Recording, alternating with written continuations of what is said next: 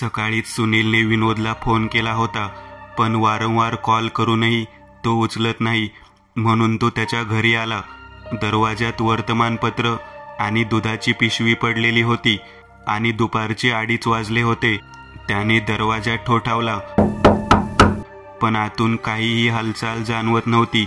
न जाणो का, पण त्याच्या मनात धोक्याची घंटा वाजली. घराचा दरवाजा तोडणे त्याच्यासाठी अवघड होते, म्हणून शेजारी असलेल्या लोकांना सर्व परिस्थिती समजावून सांगितली. दोघे त्याच्या सोबत आले. त्यांनी दरवाजा तोडला. आत विनोदचा पत्ता नव्हता, पण भिंतीला आलेला फुगवटा बघून सुनीलचे डोळे मोठे झाले. पुढे काही सांगायची त्याला गरजच पडली नाही. एकदा डोळ्याच्या नजरेत आले की खेळ खल्लास हे त्यास ठाऊक होते. त्याने काही वेळ त्या दोन्ही शेजाऱ्यांबरोबर घरात शोधाशोध केली. अर्थात विनोद कुठेही सापडणार नाही हे त्यास ठाऊक होते. ते गेल्यावर तो जमिनीवर बसून ढसाढसा रडला. आपला संसार नीट करू शकला नसला तरी अडचणीच्या वेळी कामी येणारा माणूस होता तो. लाखात एक असतात अशी माणसे, आणि त्याला त्याने गमावले होते. पण दुःखाबरोबर एक भयंकर मृत्यूचे सावट आता त्यास जाणवू लागले होते, कारण तो आणि अभ्युदय दोघे आता त्याचे पुढचे लक्ष असावेत हे निश्चित दिसत होते. व्हॉट? सगळे ऐकल्यावर अभ्युदयही मुळापासून हादरला होता. हो, आता तुझ्यामुळे मीही मरणार. प्लीज यार, आता तूच काहीतरी कर. माझी मती गुंग झालीये, काहीही सुचत नाहीये यार. अभ्युदय विचारात पडला.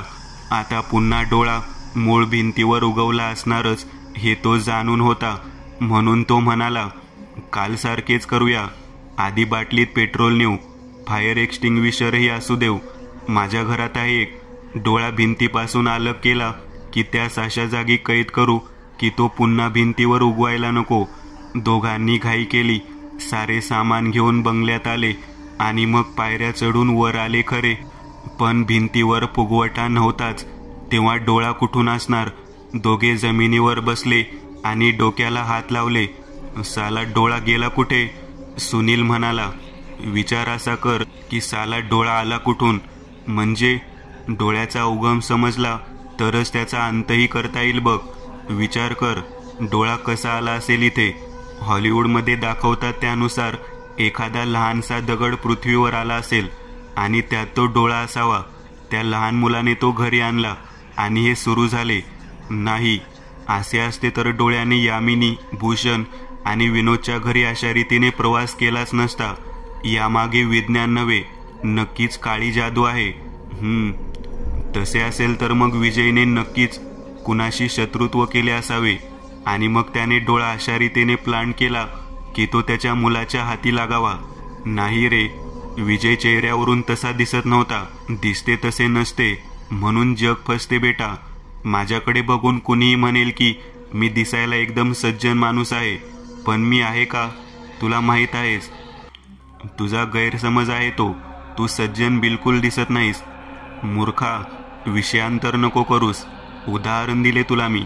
म्हणजे तसे विजयच्या बाबतीत असेल तर, किंवा नसेल तर,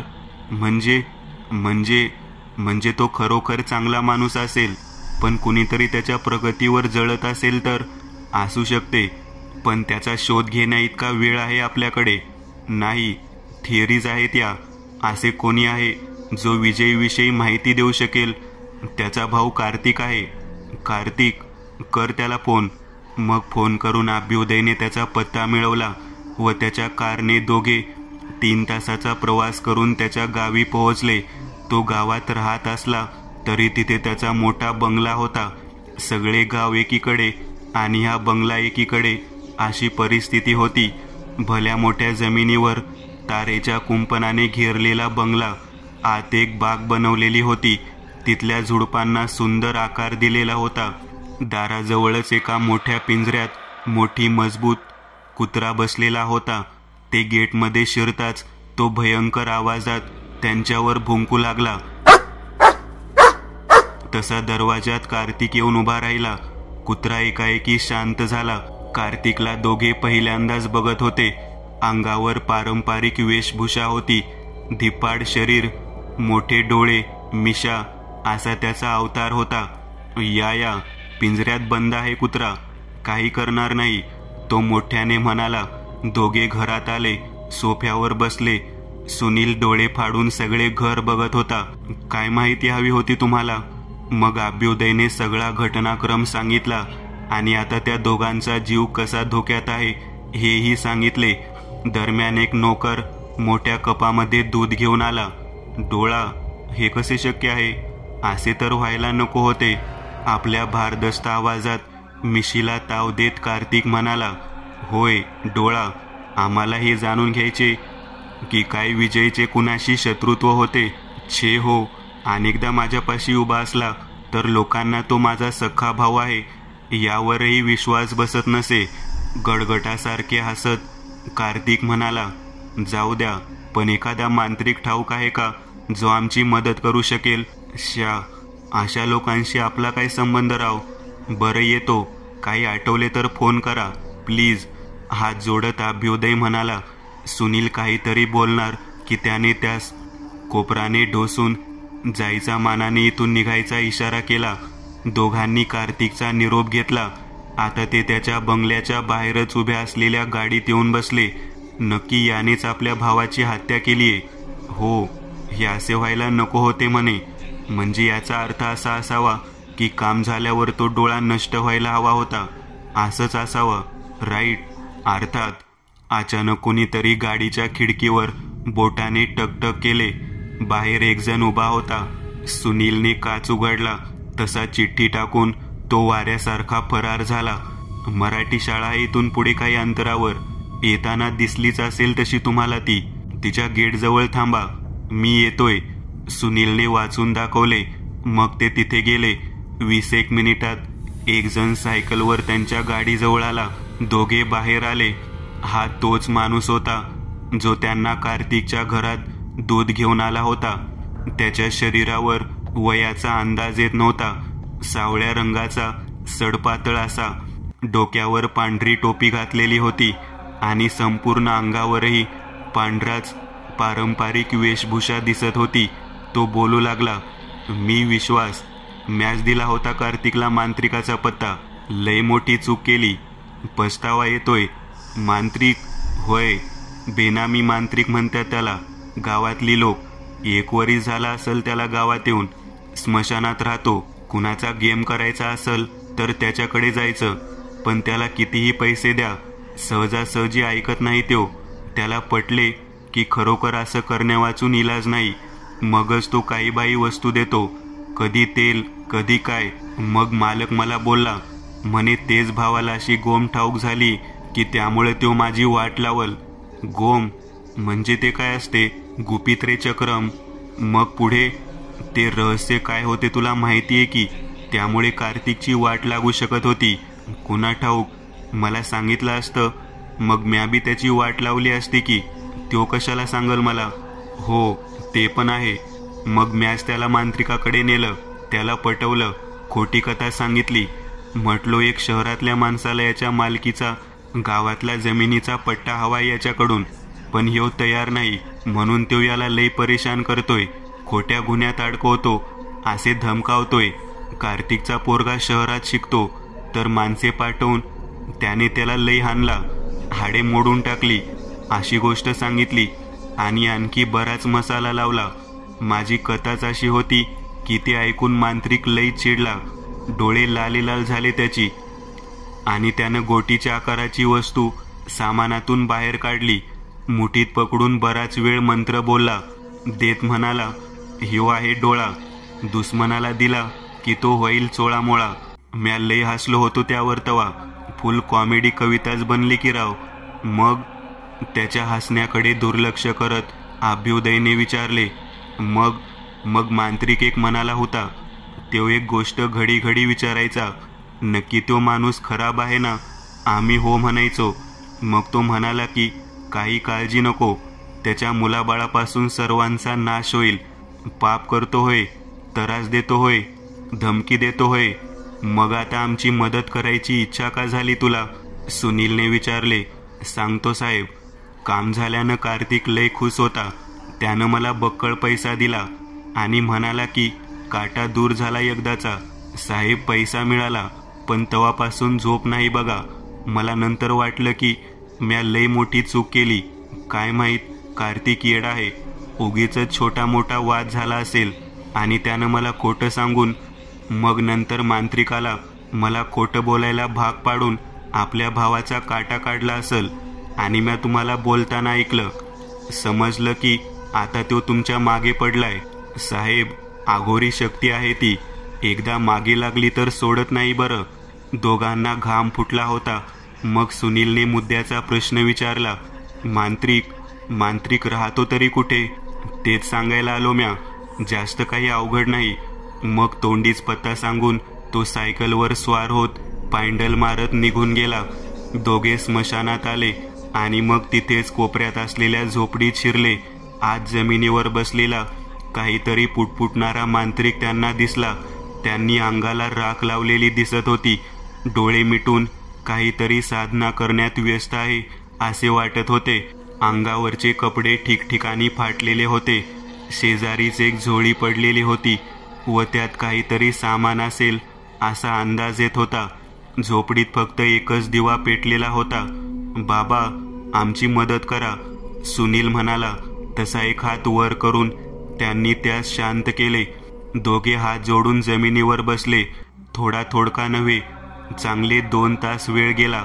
सुनील तर अभ्युदयच्या खांद्यावर डोके ठेवून झोपी गेला होता. जसे त्यांनी डोळे उघडले तसे त्याने सुनीलला जागे केले. काय काम आहे? आम्ही संकटात आहोत बाबा. संकट? मग त्यांनी सारी हकीकत सांगितली. कशा रीतीने त्यांना खोटी कथा सांगून त्यांच्याकडून एक आघोरी वस्तू घेऊन चांगल्या माणसाचा विनाश घडवून आणण्यात आला आणि आता कसे निरपराध लोकांचे बळी जात आहेत. कदाचित पुढचा नंबर आमचाच असेल हेही सांगितले. म्हटलो होतोच मी, तो माणूस नक्की खराब माणूस आहे ना?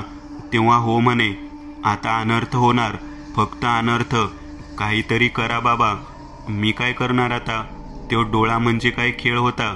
वेगळा जीव बनलाय तो आता. माझ्या नावाक्यात यायचा नाही तो. तुम्ही कल्पना करू शकत नाही इतका शक्तिशाली झालाय तो. त्याला धोका दिलाय होय. आता त्याच्यापासून प्रत्येकाला धोका आहे. जा, भगवंताला शरण जा. त्याला दया आली तर तोच तुम्हाला वाचविल. जा जा, निघा इथून. यापुढे म्या कुणालाच मदत करणार नाही, काहीही झालं तरी. जा, निघा इथून. मांत्रिक ओरडला. दोघे धडपडत उठले आणि धावत गाडीत येऊन बसले. अरे यार, आता काय? आपला पण चोळामोळा होणार. तो डोळा कुठे गेला आता? अभ्युदय विचारात पडला. सुदैवाने त्यानेही आजच बायकोला माहेरी पाठवून दिले होते. डोळ्याचे कार्य अनाकलनीय पद्धतीने चालत होते. खरोखर तो एक स्वतंत्र जीव बनला होता आणि ते मांत्रिकही काही करू शकतील असे वाटत नव्हते. आज एक काम करू, इथून निघू. नीट एखादी जागा बघून गाडी पार्क करू. गाडीतच झोपू. गाडीला आतून कुठून डोळा फुटायला नको. नंतरचं पुढे बघू. काही झाले तरी एकमेकांना न विचारता गाडीच्या बाहेर पडायचे नाही. ओके? मग आपल्या शहरात आल्यावर अभ्युदयने गाडी आपल्या घराच्या समोरच नेहमीच्या जागी पार्क केली. डोळ्यावर झोपेचा पत्ता नव्हता. सुनील मात्र आधीच मागच्या सीटवर जाऊन झोपला होता. काय करावे? डोळ्याचा शोध कसा घ्यावा या विचारात तो पडला. सकाळी सुनीलचे डोळे उघडले. अभ्युदय टक्क जागा होता. झोपलास की नाही रे? सुनील डोळे चोळत म्हणाला. आज तर वाचलो, पण डोळ्याचा आपल्यावरच डोळा आहे आता. किती दिवस घरापासून लांब राहायचे? तूच काहीतरी विचार कर आणि तुझ्यासोबत मलाही या संकटातून बाहेर काढ. आळस देत सुनील म्हणाला. रात्रीची वेळ. खळकन खिडकी फुटली आणि दचकून कार्तिकने तिकडे बघितले. एका कागदी चिठ्ठीत दगड गुंडाळून कोणीतरी फेकला होता. तो त्याच्या खोलीत असलेला टीव्ही बघत होता आणि तेव्हाच हे घडले. कोण आहे रे? शिवी हसडत तो उठला. कागदावर हॅपी दिवाळी लिहिलेले होते. खिडकीतून बाहेर बघितले तर कोणीही नव्हते. नंतर त्याने मागे वळून त्या दगडाकडे बघितले ज्यास चिठ्ठी लपेटून फेकण्यात आली होती आणि भयंकर म्हणजे त्या चिठ्ठीत दगड नव्हता तर डोळा होता. क्रिकेटच्या चेंडूच्या आकारा एवढा डोळा. तो ओरडला आणि त्या डोळ्यास त्याने भिंतीवर आपटले. स्पंजमध्ये सहज पाणी शिरावे तसा डोळा भिंतीत शिरला. क्षणात लाईट गेली, अंधार झाला. भिंत तेवढी लाल भडक रंगात लखलखत होती. तो दाराकडे धावला, पण तिथे दाराऐवजी भिंत होती. तो भिंतीकडे खेचला जाऊ लागला. पाहता पाहता सैतानी जबड्यात बदललेल्या भिंतीने त्याला गिळून टाकला, पण तरीही त्याचा मृत्यू झाला नव्हता. तो फक्त लाल भडक भिंतीत कैद झाला होता. अंगावर असलेले सगळे कपडे एक एक करत टराटरा फाटले. मग हळूहळू अंगावरची त्वचा फाटू लागली व त्या जागी भिंतीतून ठिबकणारे लाल भडक थेंब शिरू लागले. तो ओरडू लागला. जखमेवर मसाला चोळल्यावर वेदना होतील, त्याहीपेक्षा अधिक वेदना त्यास होऊ लागल्या. तो ओरडायचा प्रयत्न करत होता, पण घशातून आवाजच निघेना. हाताने तो भिंतीवर प्रहार करत होता, पण आता सुटका नव्हतीच. मग अचानक भिंतीतून अणकुचीदार दात बाहेर पडले, खसकन शरीरात शिरले. मग लिबलिबीत जिभेने त्याच्या शरीरास लपेटून टाकले. कडाकडा आवाज येऊ लागला. अगदी शेवटच्या क्षणापर्यंत त्याला प्रचंड वेदना देण्यात आल्या. नंतर खोलीत सारे पूर्ववत झाले. फक्त भिंतीवर फुगवटा शिल्लक राहिला. हॅलो साहेब, कार्तिक गायब झाला बघा, कुठं पत्ता नाही त्याचा. अभ्युदयला गावातून विश्वासचा फोन आला होता. हो का? होय साहेब, गाडी आत गेले तर तो कुठंच नव्हता, आणि तुम्ही सांगत होता तसं भीत एका जागी फुगली बघा. डोळ्यानं गेम केला बघा वाटतं त्याचा. बरं, तुझ्या संपर्कात असेन मी, पुढची माहिती देत राहा, अभ्युदय म्हणाला. कॉल बंद करताच त्याने सुनीलला सगळं सांगितले. दुसरी रात्रही त्यांनी गाडीतच काढली होती. आज रात्री ते आपापल्या घरात झोपणार होते. तो दिवस तसाच गेला. सगळे नीट झाले की नाही हे तपासायला दोघे रात्रभर आपापल्या घरात होते.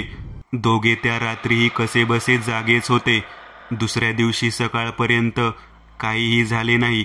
यावरून डोळ्याची ब्याद गेल्याची त्यांना खात्री पटली. कार्तिकला त्या रात्री डोळा हाणून फेकणारा सुनील होता. त्या दिवसभरात अभ्युदयने बरीच कामे केली.